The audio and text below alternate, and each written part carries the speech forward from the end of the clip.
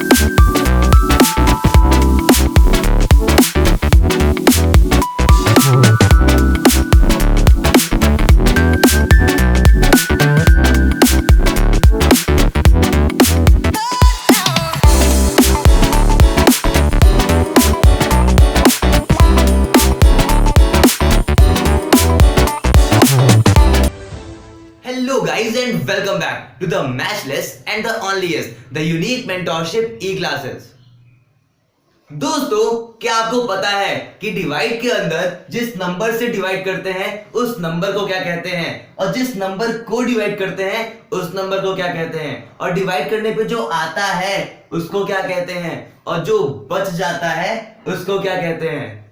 आप में से बहुत सारे बच्चों को पता होगा, लेकिन बहुत सारे बच्चों को ये चीज भूल भी गया होगा। क्यों? क्योंकि जब आप बच्चे थे तब पढ़े थे। जब आप छोटे बच्चे थे, बहुत शैतानी करते थे, तब इसको पढ़े थे, तो अब तक शायद भूल गया होगा। तो एक बार इसे भी रिवाइज कर लेते हैं। तो दोस्तों, डिवाइड में जिस नंबर से डिवाइड करते हैं उस नंबर को कहते हैं डिवीजर, और जिस नंबर को डिवाइड करते हैं उस नंबर को कहते हैं डिविडेंड, और डिवाइड करने पे जो आता है उसे कहते हैं कोशेंट, और जो बच जाता है इसे कहते हैं रिमाइंडर। तो दोस्तों, इसे तो एक बार रिवाइज कर लो, फिर चलते हैं अपने एडिशन, मल्टीप्लिकेशन, सब्ट्रैक्शन, फ्रैक्शन और रेडिकल पे। अरे सर, ये क्या लिखा है? 7 2 14? ये तो हमें भी पता है, बट ठहरो, क्या आपको पता है कि जिस नंबर को मल्टीप्लाई करते हैं उस नंबर को क्या कहते हैं, और जिस नंबर से मल्टीप्लाई करते हैं उस नंबर को क्या कहते हैं, और मल्टीप्लाई करने के बाद जो आंसर आता है उसे क्या कहते हैं? दोस्तों, मल्टीप्लाई में जिस नंबर को मल्टीप्लाई करते हैं उस नंबर को मल्टीप्लिकेंट कहते हैं, और जिस नंबर से मल्टीप्लाई करते हैं उस नंबर को मल्टीप्लायर कहते हैं, और मल्टीप्लाई करने के बाद जो आंसर आता है उसे प्रोडक्ट कहते हैं। और एक बात ध्यान देना, इसे मल्टीप्लिकेंट कहते हैं, मल्टीप्लिकेंट नहीं कहते, यानी कि लास्ट में डी होता है, टी नहीं होता। तो इस चीज में बच्चे हमेशा कंफ्यूज होते हैं और इसे मल्टीप्लिकेंट की जगह मल्टीप्लिकेंट पढ़ लेते हैं। तो इसे एकदम फुल ऑफ कॉन्फिडेंस के साथ याद रखना कि मल्टीप्लिकेंट होता है, मल्टीप्लिकेंट नहीं होता है। दोस्तों, हम बचपन से एडिशन करते आ रहे हैं, 2 + 2 4, 1 + 1 2, 2 + 3 5, लेकिन हमें पता ही नहीं कि जिन नंबर्स को हम आपस में ऐड करते हैं उन्हें क्या कहते हैं, और ऐड करने के बाद जो आया हमारा, जैसे 2 + 2 = 4, तो 4 को क्या कहेंगे, 1 + 2 = 3, तो 3 को क्या कहेंगे, 7 + 2 = 9, तो 9 को क्या कहेंगे, ये भी नहीं पता। तो देखते हैं इनके भी नाम। तो दोस्तों, एडिशन में जिन नंबर्स को हम आपस में ऐड करते हैं उन नंबर्स को हम एडेंड्स कहते हैं, और ऐड करने के बाद जो हमारा आंसर आता है उसको हम सम कहते हैं। तो अब समझ में आया कि बचपन में हमारे पास ये क्वेश्चन क्यों आते थे, find the sum of 273 and 926, find the sum of 2 and 2। तो भैया वो यही कहना चाहता था कि 2 और 2 को ऐड करो, उसका जो ये आंसर आता है उसको बताओ, तो इसी आंसर को सम कहते हैं। अब जान लेते हैं हमारे सब्ट्रैक्शन को। तो दोस्तों सब्ट्रैक्शन में जिस नंबर से सब्ट्रैक्ट करते हैं उसको क्या कहते हैं, जिस नंबर को सब्ट्रैक्ट करते हैं उसको क्या कहते हैं, और सब्ट्रैक्ट करने के बाद जो आता है उसको क्या कहते हैं। वेल सब्ट्रैक्शन भी हम बचपन से करते आए हैं, मींस हमारा इसके साथ बहुत ही पुराना रिश्ता है, लेकिन फिर भी इनके नाम को हम नहीं जानते कि जिसको सब्ट्रैक्ट करते हैं उसको क्या कहते हैं, जिसे सब्ट्रैक्ट करते हैं उसको क्या कहते हैं, सब्ट्रैक्ट करने के बाद जो आया उसको क्या कहते हैं। तो दोस्तों सब्ट्रैक्शन में जिस नंबर से सब्ट्रैक्ट करते हैं उस नंबर को हम मिन्यूएंड कहते हैं, और जिस नंबर को सब्ट्रैक्ट करते हैं उस नंबर को हम सब्ट्राहेंड कहते हैं, और सब्ट्रैक्ट करने के बाद जो हमारा आंसर आता है उसको हम डिफरेंस कहते हैं। मैंने बच्चों से कई बार पूछा है, जो बच्चे फर्स्ट सेकंड में पढ़ते हैं, थर्ड फोर्थ में फिफ्थ सिक्स में पढ़ते हैं, उनसे पूछा है इनके नाम और उन्हें नहीं पता, जबकि वो करते यही हैं, इसमें से ये सब्ट्रैक्ट करना, इसमें से ये सब्ट्रैक्ट करना, उनके में से क्वेश्चन यही होते हैं, बट उन्हें इसका नाम भी नहीं पता। इवन उनको छोड़ो 10th और 11th के बच्चों को भी नहीं पता, लेकिन आज से आपको पता है। क्यों? क्योंकि आप हमारी चैनल की वीडियोस देख रहे हो। तो दोस्तों फ्रैक्शन में जो नंबर हमारा ऊपर रहता है उस नंबर को क्या कहते हैं, और जो नंबर हमारा नीचे रहता है उस नंबर को क्या कहते हैं। और सबसे बड़ी और सबसे इंपॉर्टेंट बात तो ये है कि इन दोनों नंबर के बीच में जो लाइन होती है उससे क्या कहते हैं, क्योंकि बच्चों को ये तो पता होता है कि ऊपर वाले नंबर को नीचे वाले नंबर को क्या कहते हैं, बट बीच वाली लाइन को क्या कहते हैं ये नहीं पता होता है। तो दोस्तों फ्रैक्शन के अंदर जो नंबर ऊपर होता है उसको कहते हैं न्यूमरेटर, और जो नंबर नीचे होता है उसको कहते हैं डिनोमिनेटर। और हाँ एक बात याद रखना, इन दोनों में कभी कंफ्यूज मत होना यार, जो नंबर नीचे होता है उसी को डिनोमिनेटर कहते हैं, नीचे वाले को डिनोमिनेटर, नीचे वाले को डिनोमिनेटर। ऐसे याद रखो कि डी का मतलब डाउन, डाउन मतलब नीचे, डिनोमिनेटर नीचे। ओके अब न्यूमरेटर और डिनोमिनेटर के बीच में जो लाइन होती है उसको क्या कहते हैं। अभी तक एक भी नाम नहीं था और अब दो नाम। यस तो देखते हैं, उसे कहते हैं हम सेपरेटर या फिर विंक्यूलम। ओके स्पेलिंग पे ध्यान देना, SEPARATOR और VINCULUM। तो दोस्तों अब जान लेते हैं हमारे अगले टर्म्स को। अरे सर डेसिमल, डेसिमल इससे तो बहुत ही पुराना रिश्ता है। क्यों? क्योंकि इसका डिवाइड नंबर बहुत कटवाया है, बट कोई दिक्कत नहीं है क्योंकि अब हर तरह का डर खत्म हो जाएगा, अब डेसिमल का भी डर खत्म हो जाएगा आपके अंदर से। क्यों? क्योंकि आप हमारे चैनल की वीडियोस देख रहे हो। तो देखते हैं ये क्या है, एक डेसिमल नंबर। तो डेसिमल नंबर में पॉइंट के पहले वाले जितने भी नंबर्स होते हैं, यानी कि पॉइंट के पहले वाला जो नंबर है उसे क्या कहते हैं, और पॉइंट के बाद वाले नंबर को क्या कहते हैं, और पॉइंट को क्या कहते हैं। अरे सर पॉइंट का भी नाम है क्या? जी हाँ बिल्कुल, पॉइंट का भी नाम है। तो चलिए इनके भी नाम को जानते हैं।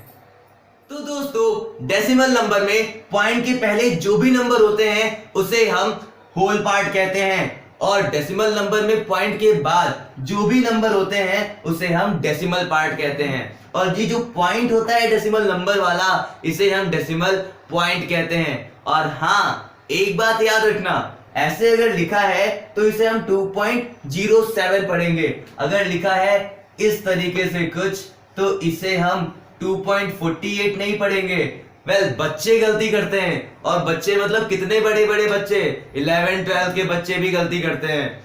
इसको क्या पढ़ते हैं 2.48, बट यार इसे हम पढ़ेंगे 2.48। ऐसे ही अगर लिखा है 7.125 तो यार इसे 7.125 ही पढ़ेंगे, इसे 7.125 नहीं पढ़ेंगे। और इसे इस तरीके से क्यों नहीं पढ़ते हैं, यानी कि 7.125 क्यों नहीं पढ़ सकते, और 2.48 ही क्यों पढ़ेंगे, 2.48 क्यों नहीं पढ़ेंगे, इसके पीछे भी रीजन है और बहुत ही बड़ा रीजन है। यानी कि 48 पढ़ोगे तो गड़बड़ हो जाएगा, गलत हो जाएगा, 125 पढ़ोगे तो गलत हो जाएगा। आखिर क्यों? वेल इस क्यों का जवाब आपको इस वीडियो में नहीं मिलने वाला है, इस क्यों का जवाब आपको आने वाली वीडियो में मिलेगा। तो उसके लिए पहले से ही सब्सक्राइब कर लो, बेल आइकन को हिट कर लो, जिससे कि जैसे ही वीडियो आए आप तक पहुंच जाए। तो दोस्तों इसे भी याद कर लो, बहुत इंपॉर्टेंट है। और अपने दोस्तों से पूछना, उम्मीद है उन्हें भी नहीं पता होगा। दोस्तों तो ये क्या है? अरे ये तो रूट वाले नंबर लग रहे हैं, जिसकी वजह से बहुत नंबर कटा है।